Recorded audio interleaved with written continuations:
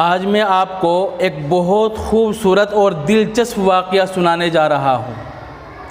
واقعہ ایسا ہے ماشاءاللہ طبیعت خوش ہو جائے گی، بہت اچھا واقعہ ہے، خوبصورت واقعہ ہے۔ اللہ کے نبی صلی اللہ علیہ وسلم نے ایک دفعہ خواب میں دیکھا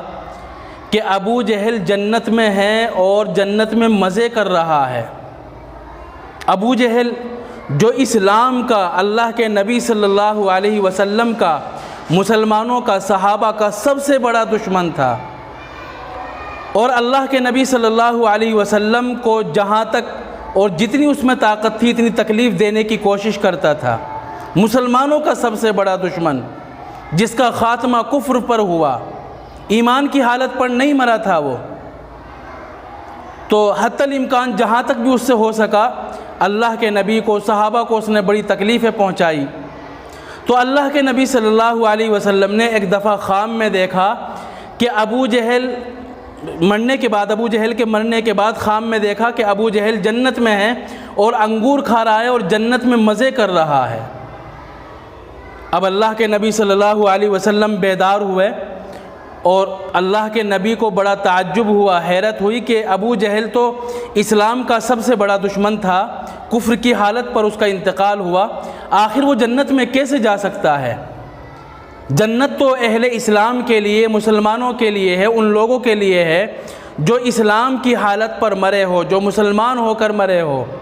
تو یہ ابو جہل جنت میں کر کیا رہا ہے؟ پھر کافی روز کے بعد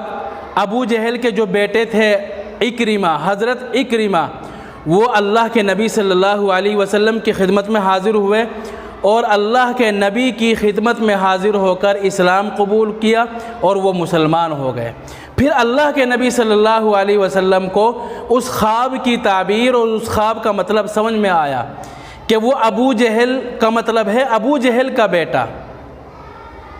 کیونکہ ہر چیز کے اصول ہوتے ہیں،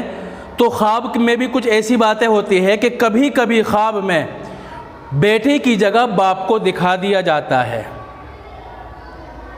دکھایا گیا باپ کو لیکن مراد اور مطلب بیٹا ہوتا ہے۔ تو اسی طرح اللہ کے نبی کو جو ابو جہل دکھا تھا تو وہ ابو جہل نہیں تھا، بلکہ شکل تو ابو جہل کی تھی، لیکن اس کا مصداق، اس کا مطلب اور اس کا مقصد ابو جہل کے بیٹے حضرت اکرمہ رضی اللہ عنہ تھے۔ تو تب اللہ کے نبی صلی اللہ علیہ وسلم کو اطمینان ہوا اور اللہ کے نبی کی حیرت ختم ہوئی۔